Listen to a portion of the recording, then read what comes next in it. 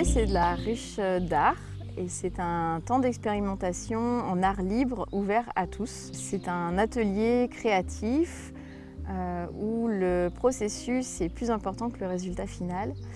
On crée juste pour être dans la création et non pas pour créer quelque chose avec un objectif esthétique ou avec une destination particulière.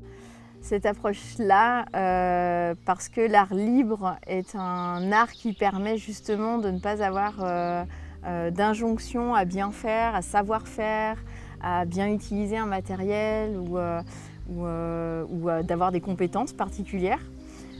C'est un art qui est accessible absolument à tout le monde, que ce soit des enfants, des plus âgés, des personnes porteurs de handicap, des personnes en situation précaire, voire même des personnes étrangères. En fait, c'est quelque chose qui est universel et en même temps à la fois qui est unique à chacun. J'ai eu cette expérience-là avec une personne porteuse de handicap qui a juste créé et qui en fait n'a pas créé quelque chose qu'on pourrait qualifier de joli. On ne peut pas l'afficher, c'était pas destiné à ça. Mais les étoiles qu'il avait dans les yeux, c'était juste merveilleux et je l'ai senti tellement vivant et satisfait de ce qu'il avait créé juste. Et c'est ça en fait, qu'il était juste vivant avec ce qu'il avait fait. L'objectif de la ruche d'art, c'est justement d'aller vers un mieux-être et de réunir les personnes autour de cette thématique-là.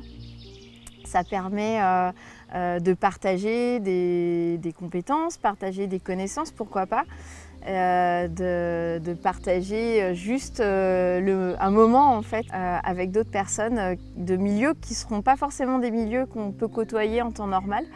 Ça peut être une personne âgée qui va venir et puis côtoyer des jeunes enfants et partager cette mixité sociale, culturelle, inclusive et intergénérationnelle.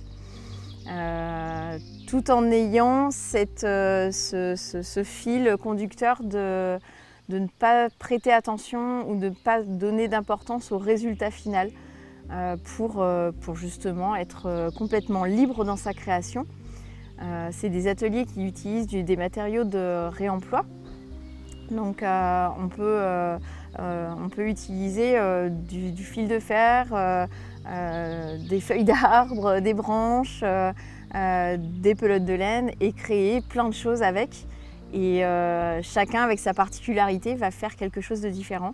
Et c'est ça qui fait la richesse de la ruche. Alors c'est mon parcours un petit peu atypique et chaotique qui m'a menée en fait sur cette voie-là.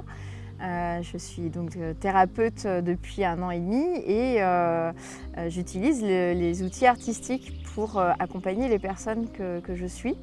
Toutes mes prises de conscience ont plus ou moins un lien avec l'art et l'art m'a aidée à traverser la précarité, m'a aidée à traverser la solitude, m'a aidée à traverser la maladie et je souhaite que chacun puisse partager puisse vivre en fait cette expérience-là. La quête de sens aujourd'hui, elle se fait de plus en plus importante et en fait revenir dans le faire, d'être dans le mouvement du corps, dans le toucher, expérimenter, oser faire et fabriquer, réaliser, créer. Tout ça, c'est des choses qui permettent de s'émerveiller en fait.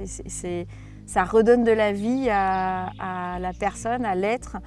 Et c'est ça en fait aussi qui est important, c'est le processus qu'on peut traverser, c'est le chemin par lequel on va passer qui va nous mener vers le mieux-être et vers un sens, en tout cas vers un objectif qui nous donne du sens.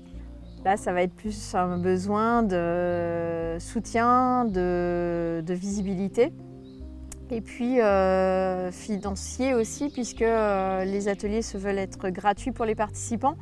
Il y a une dimension aussi d'ouvrir le grand public à l'art libre, à cet art qui n'a pas d'injonction esthétique et que ça puisse créer du lien entre toutes les structures. Donc c'est un besoin de réseau, un besoin de lien, un besoin de faire connaître le projet surtout.